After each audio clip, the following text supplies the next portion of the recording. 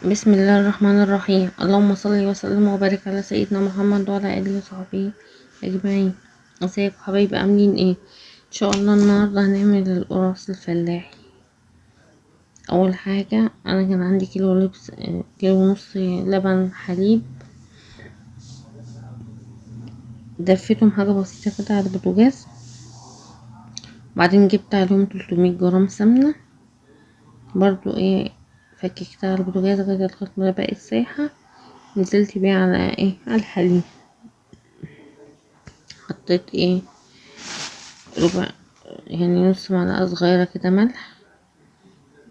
تاني حاجة بقى كنت حاطة معلقتين سكر في مج مية، وحطيت عليهم كيس خميرة كده فورية، بعمل تيست للخميرة يعني. دلوقتي نزلت تلاتة كيلو دقيق على كيلو ونص حليب و300 جرام سمنة. هقلب كله في بعضه بقى، اخلط بقى كله في بعضه كده، العجين كله في الدقيق كله، اقلبه كويس.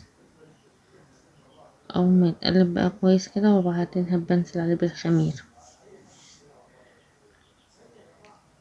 نزلت بالخميرة وبعدين هفضل بقى اعجن فيه بقى كل المكونات في بعض بقى لغاية ما تبقى عجينة ملساء ناعم. عجينها بقى جامد بقى.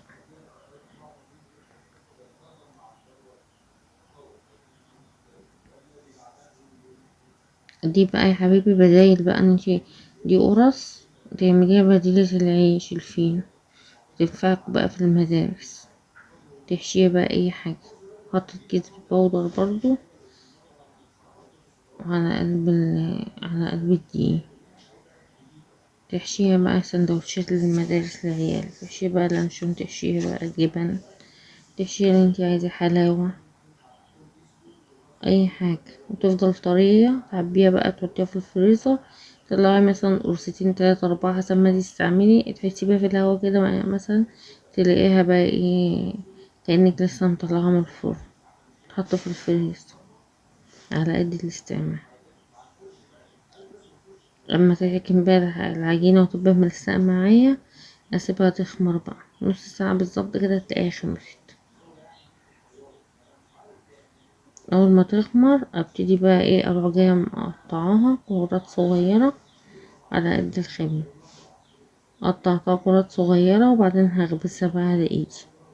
هي ما شاء الله ما كانتش محتاجة ان انا اخبزها بمردانة يعني من العجينة طرية ما شاء الله، فمشيت على طول بايدي كده.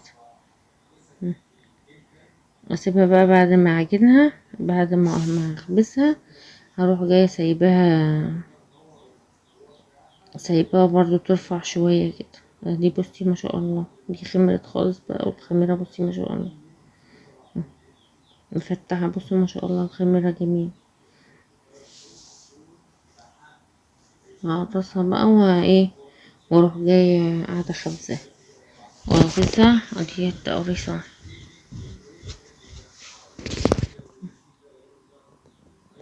اغطيها عشان الهوا ما يقشفش وش العجين.